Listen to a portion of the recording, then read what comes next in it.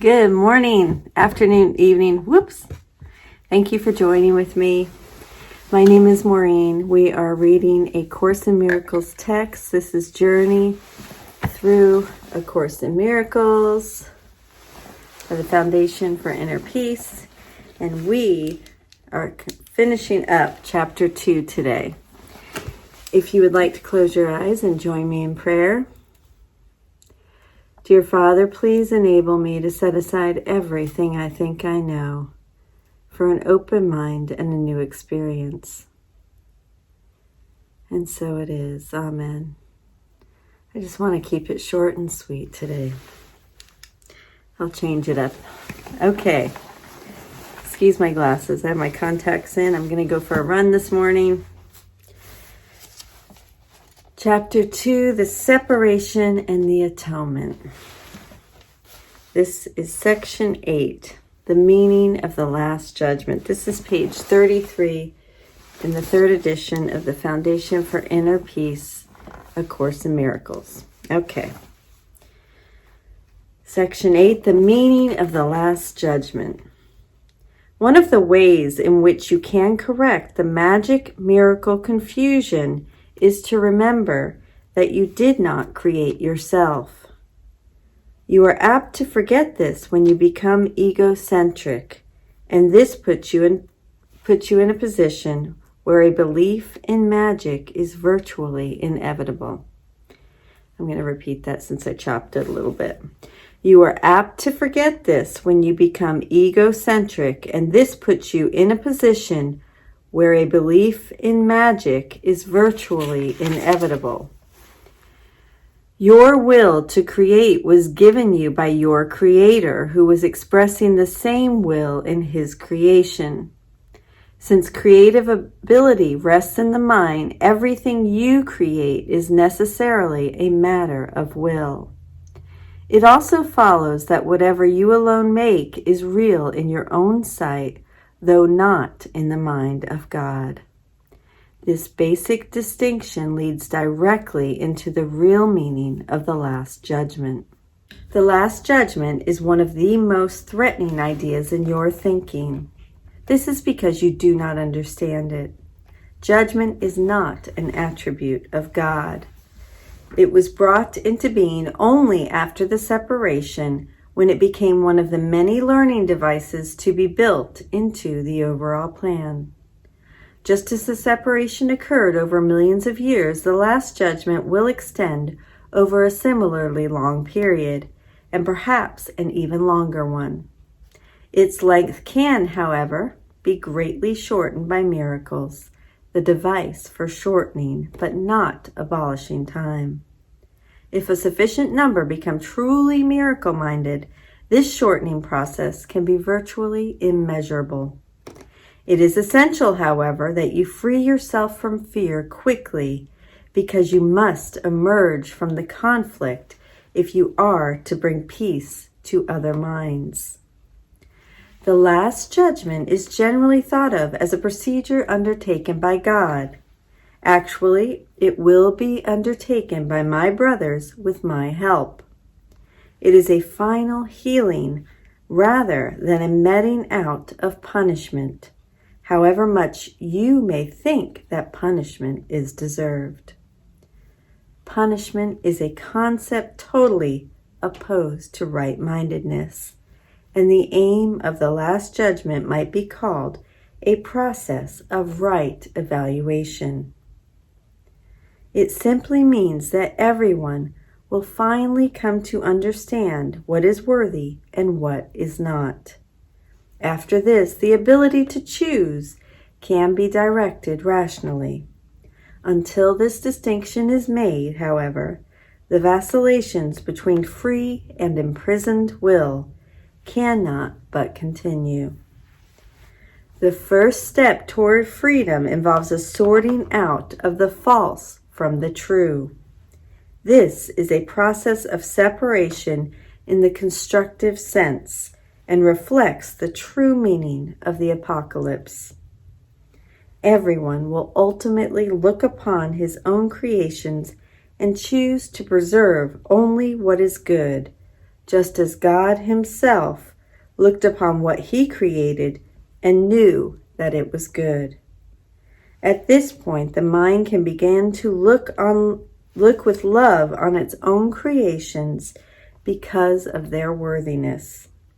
At the same time, the mind will inevitably disown its miscreations, which, without belief, will no longer exist. The term Last Judgment is frightening, not only because it has been projected onto God, but also because of the association of last with death. This is an outstanding example of upside-down perception. If the meaning of the Last Judgment is objectively examined, it is quite apparent that it is really the doorway to life. No one who lives in fear is really alive. Your own last judgment cannot be directed toward yourself because you are not your own creation. You can, however, apply it meaningfully and at any time to everything you have made and retain in your memory only what is creative and good. This is what your right-mindedness cannot but dictate. The purpose of time is solely to give you time to achieve this judgment. It is your own perfect judgment of your own perfect creations. When everything you retain is lovable, there is no reason for fear to remain with you. This is your part in the atonement. And that is the conclusion of Chapter 2, the separation and the atonement. And I am going to move into meditation. Today we are on Lesson 19. So if you'd like to go ahead and sit back, have your back supported, head and neck free. This is not the practicing of Lesson 19. This is just a meditation based on Lesson 19 or your own mantra or the mantra of your choice. So go ahead and sit back, head and neck free, back supported. Lesson 19. And it's funny, I don't know if you've put this together, but the lessons are reflected in our text reading. I think that's it's beautiful. I don't like to analyze the reading so much because I believe it's like an onion and it comes off in different layers for different people. I just say, just stay with it. I don't know, to me it's so beautiful and the truth just rings out from the pages. It's the only truth that I've ever been able to hold on to and stay committed to in all my searching throughout my life. It's just the one thing I've never questioned. It's just rang true for my spirit. And if it does the same for you, you are in the right place. And if it doesn't, there's many paths out there, so there's probably another path. There is another path for you. We all have our own path, and there are many, many paths.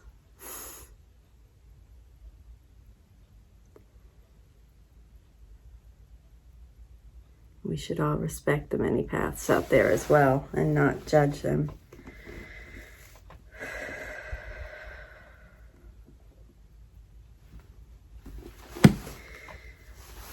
All right, so let's start with the breathing. 2x breath. In for 2, out for 4.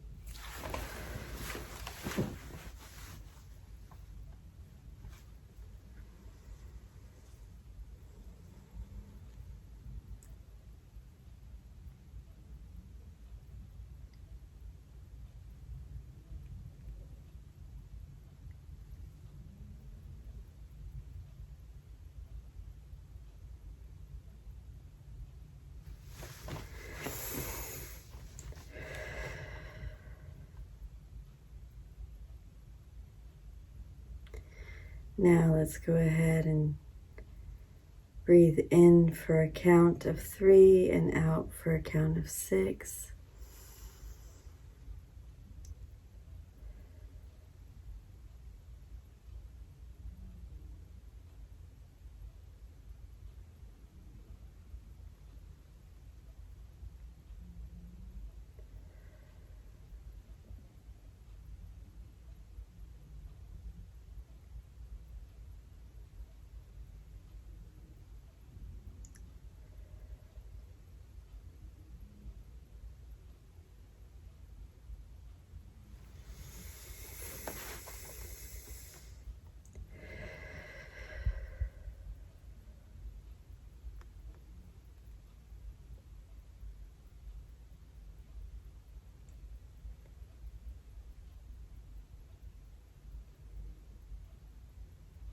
Now in for a count of 4 and out for a count of 8.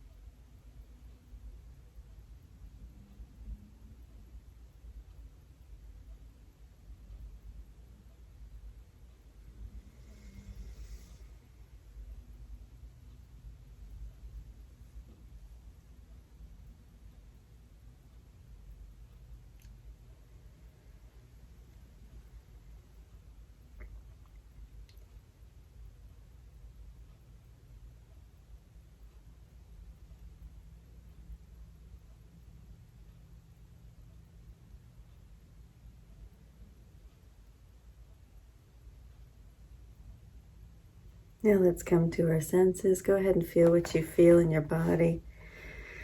Go ahead and release any tension or stress, any knots. Go ahead and feel them unravel. But notice what you feel in your body. And make sure you're relaxed.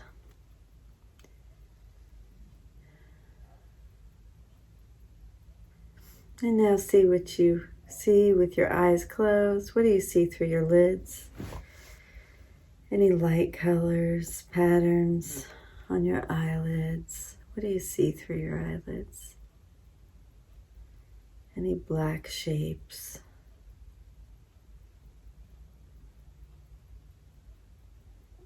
And now hear what you hear. What do you hear closest to you, and what do you hear furthest away? What do you hear?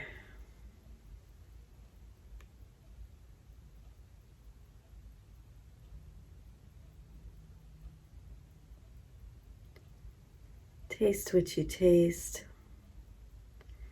Have you had coffee or a banana? What do you taste in your mouth? Anything? And with a big 4x breath, go ahead and smell what you smell.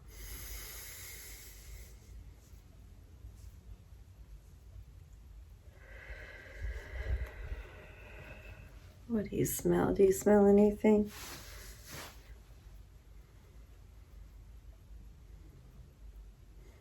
And now let's move into silent meditation. You may use this mantra for the lesson. I am not alone in experiencing the effects of my thoughts. I am not alone in experiencing the effects of my thoughts. Or if you have a Sanskrit mantra, you can say Om, whatever works for you. You can focus on the reading this morning from the text in A Course in Miracles. I am not alone in experiencing the effects of my thoughts.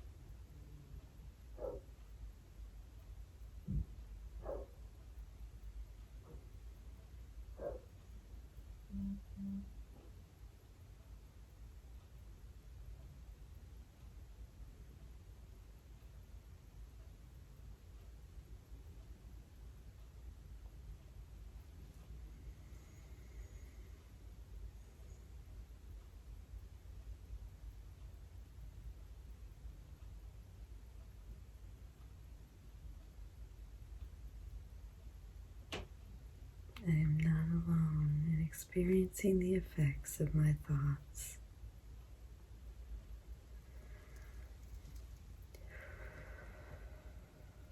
Now go ahead, keep your eyes closed. Think of 3 things that you're grateful for.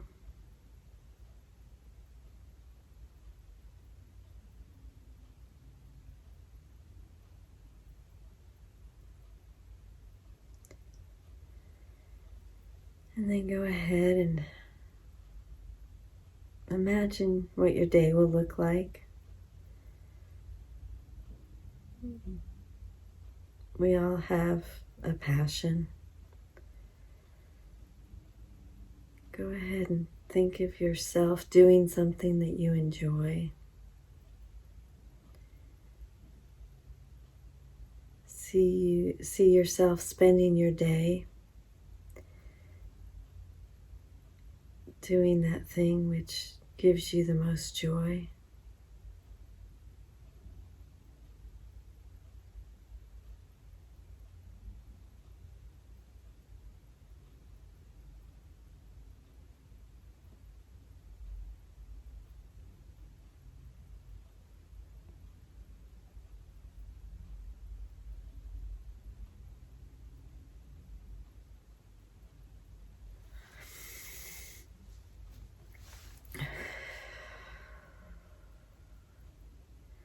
What is it that you're doing? How does that look? How does that feel? Who's surrounding you? Are you smiling and laughing? Go ahead and connect to that feeling of love and joy, and feel it in your heart center. Go ahead and extend that feeling out into every living thing in the room with you, in your home or wherever you are. Go ahead and extend that out further into your neighbors. Imagine that light joining you together as one. Extend that out to your neighborhood, to the town or city you live in. Imagine extending beyond the borders to the other towns and cities. Go further out. See it extend through your country or your island, wherever you are, and then imagine it being further extended until it reaches every living being on the globe. And the whole globe is vibrating in love and unity and oneness. Now take a moment to imagine certain people that might be particularly trainers for you, is the best word.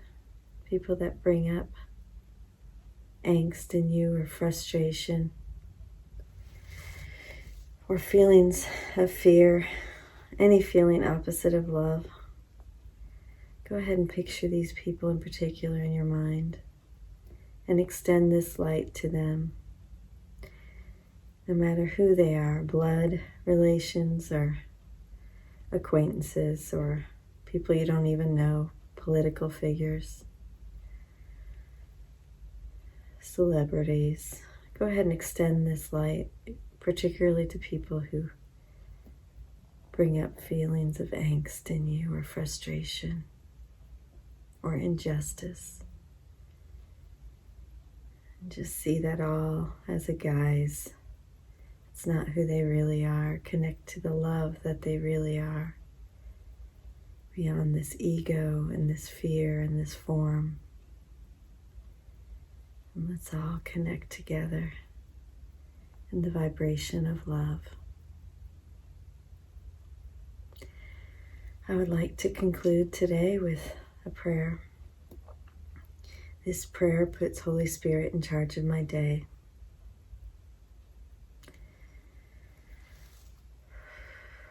Dear Father, if left to my own devices, my perception will be skewed. I surrender to you everything I think and feel. Please take my past, plan my future. Send your Spirit to redeem my mind that I might be set free.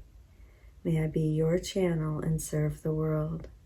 May I be who you would have me be, do what you would have me do, go where you would have me go, and say what you would have me say, and to whom, and so it is. Amen. Thank you so much for joining with me. I love you, and I will see you tomorrow. And let me know which way you prefer the reading. I prefer doing it with the text, the camera on the text, because I feel like I don't make as many mistakes. I feel like it's easier for me because I'm not focused on trying to look at you. I'm not an actress and I do not know how to do that very well, but it doesn't matter. I feel like I read better when it's on the text. I don't know which you connect to more, so I would love to know which you connect to more, which feels better to you. I am doing this for me, but I can do it either way. That which you give, you receive, right? I love you. Have a beautiful day. Namaste.